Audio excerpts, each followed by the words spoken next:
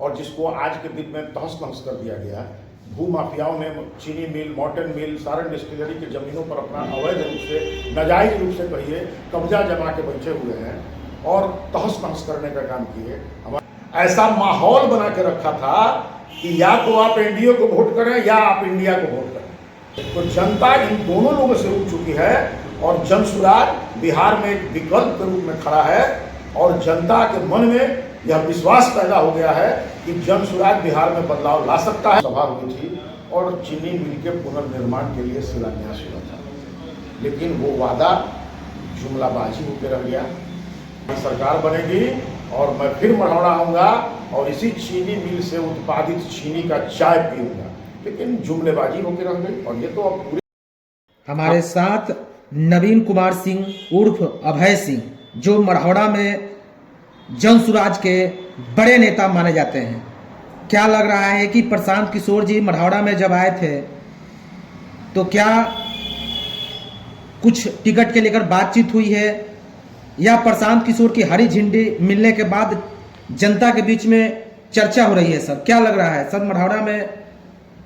देखिए, हरी झंडी की बात जो आप कर रहे हैं, मैं इस बात से सहमत नहीं। जहाँ तक तैयारी की बात है तो ये सही है कि प्रशांत किशोर जी का कार्यक्रम मढ़ौरा में हुआ था और मढ़ौरा चूँकि मेरा क्षेत्र है, मढ़ौरा भाग 1 से हमें 10 साल प्रतिनिधित्व करने का मौका मिला है।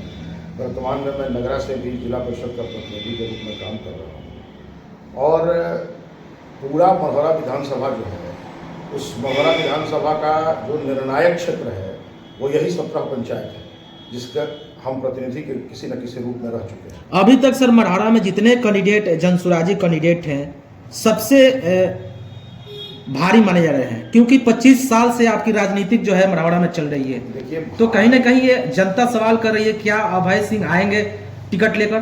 देखिए, जो तैयारी आप तारीख की तैयारी के बारे में जो आप कह रहे हैं, 8 मार्च को चूँकि प्रशांत जी का कार्यक्रम था मढ़ौरा में और मढ़ौरा चूँकि मेरा क्षेत्र है, इस नाते हम थोड़ा बढ़ चढ़कर उसमें भाग लिए थे और मेरा प्रयास था कि ज़्यादा से ज़्यादा लोग उस सभा में उपस्थित हों और प्रशांत जी को सुने और प्रशांत जी के विचारधारा से प्रभावित हों, तभी हमें हमारे जनसुराज को मजबूती मिलेगी। और जहाँ तक उम्मीदवार का प्रश्न है, तो जनसुराज को जो प्रक्रिया चलाई है, उस प्रक्रिया में तो अनेकों लोग जनसुराज से उम्मीदवार हो सकते हैं। सब लोगों ने, कई लोगों ने अपना अपना आवेदन दिया है, कई लोग अपने आप को क्षेत्र में यह घोषित करके घूम रहे हैं कि हम ही उम्मीदवार होंगे, लेकिन मेरे जुबान से आप ये कभी नहीं सुने होंगे कि हम ही उम्मीदवार हैं। हाँ, उस उम्मीदवार के श्रेणी में हम हैं। जनसुराज अपना जो उसका सर्वे का तरीका है, उस सर्वे के हिसाब से अगर सर्वे करा के संतुष्ट होगा और हमारे नाम पर मुहर लगाएगा तो निश्चित रूप से हम मजबूती के साथ जनसुराज के कैंडिडेट के रूप में मढ़ौरा विधानसभा के प्रत्याशी होंगे और प्रयास करेंगे कि यह सीट जीत करके हम जनसुराज के झोली में डालें। आपने कहा कि सर बड़े ऐसे उम्मीदवार हैं जो टिकट के लेकर दावा कर रहे हैं, तो कहीं ना कहीं टिकट के लेकर खींचतान चल रही है सर? नहीं, मैं क्या, लेकिन जनसुराज में एक प्रक्रिया बनी हुई है कि जो भी लोग आवेदन करना चाहते हैं स्वतंत्र हैं, ऑनलाइन आवेदन करिए, ऑफलाइन भी जाके वहाँ फॉर्म भर के जमा कीजिए। जनसुराज ने कुछ राशि भी तय किया है कि अगर आप उम्मीदवार होना चाहते हैं तो आपको इतनी राशि शुल्क के रूप में जनसुराज के फंड में जमा करनी होगी। तो वो जो जितनी प्रक्रियाएं हैं, वो सारी प्रक्रियाएं को मैं पूरा कर चुका हूँ। मैंने ऑनलाइन फॉर्म भी भर चुका है, मैं ऑफलाइन फॉर्म भी भर चुका हूँ, जो शुल्क है उसको भी जमा कर चुका हूँ। और इसके साथ साथ कई और मेरे साथी हैं जो ये काम, इस प्रक्रिया से गुजर चुके हैं। लेकिन मैं ये तय मानता हूँ कि उम्मीदवार जनसुराज का वही होगा जिसको जनता चाहिए, और जनता के नीचे से जो आवाज़ निकल के जाएगी, उसी आवाज़ पर प्रशांत किशोर का मुहर लगेगा। मैं आवेदन करता हूं और चूंकि मढ़ौरा मेरा क्षेत्र रहा है और पिछले 25 वर्षों से राजनीति में किसी न किसी पद पर मैं सक्रिय रहा हूं, तो अक्सर मढ़ौरा के लोगों के साथ मेरा उठना बैठना, लोगों की समस्याओं को सुनना, जो मेरा ये कार्यक्रम चलता है, जैसे रविवार को मैं हमेशा से लगभग करीब 20-25 वर्षों से हर एक रविवार को मैं बैठता हूँ अपने कार्यालय पर और तमाम क्षेत्र की जो भी जनता है, जिनके पास जो समस्या होता है, उस समस्या लेकर के आते हैं, मैं उसको सुनता हूं और मेरे क्षमता के अनुसार जितना मदद हो सकता है मैं लोगों का मदद करता हूं और यही परिपाटी मैं चलाता हूं। और इसी के कार्यक्रम के तहत कहिए कि जनता में मेरे ऊपर विश्वास है, चाहे लोग ये समझते हैं कि मैं जिस काम के बारे में बोल दूंगा कि ये काम हो जाएगा, लोगों को विश्वास रहता है कि जब अभय जी बोल दिए तो ये काम होना है, तो वह विश्वास है और उस विश्वास को लेकर के मैं मढ़ौरा में कार्य कर रहा हूँ। बिहार में दो ध्रुव की राजनीति हो रहा है, एक इंडिया और दूसरा इंडिया, तो उसमें जन-सुराज अकेले पार्टी कैसे यहाँ करेगी? देखिए, बिहार में दो ध्रुव की राजनीति नहीं है। बिहार में पिछले राजनीतिक दलों ने ऐसा माहौल बना के रखा था कि या तो आप एनडीए को वोट करें या आप इंडिया को वोट करें, कोई ऑप्शन नहीं था। जनता व्यथित होकर के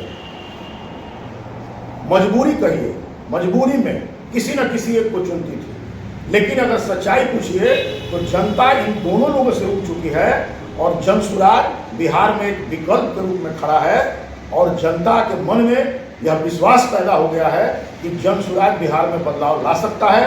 प्रशांत किशोर जी का जो बात है वो लोगों के जेहन में उतर रहा है, लोगों में विश्वास पैदा हो रहा है और यह विश्वास भरोसा में बदलेगा और 2025 में बिहार में जनसुराज की सरकार बनेगी। मढ़ौरा में चीनी मिल के प्रांगण में प्रशांत किशोर जी का आगमन हुआ था सर, आखिर वो मैदान क्यों चुना गया, वहां से क्यों किया? मान लिया जाए चुनाव का शंखनाद मढ़ौरा से क्या आपको याद होगा, उस चीनी मिल के प्रांगण में बिहार के सुशील कुमार मोदी, हमारे क्षेत्र के सांसद महोदय, एक भारी भरकम सभा हुई थी और चीनी मिल के पुनर्निर्माण के लिए शिलान्यास हुआ था।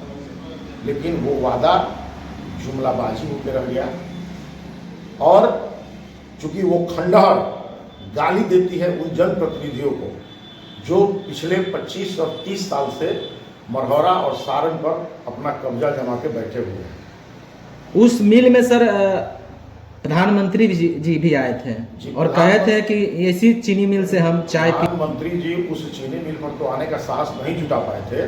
प्रधानमंत्री जी का कार्यक्रम मढ़ौरा ITI के मैदान में हुआ था और उस मैदान में प्रधानमंत्री जी ने ये घोषणा की थी कि आप हमें जिताइए, हमारी सरकार बनेगी और मैं फिर मढ़ौरा आऊँगा और इसी चीनी मिल से उत्पादित चीनी का चाय पीऊँगा।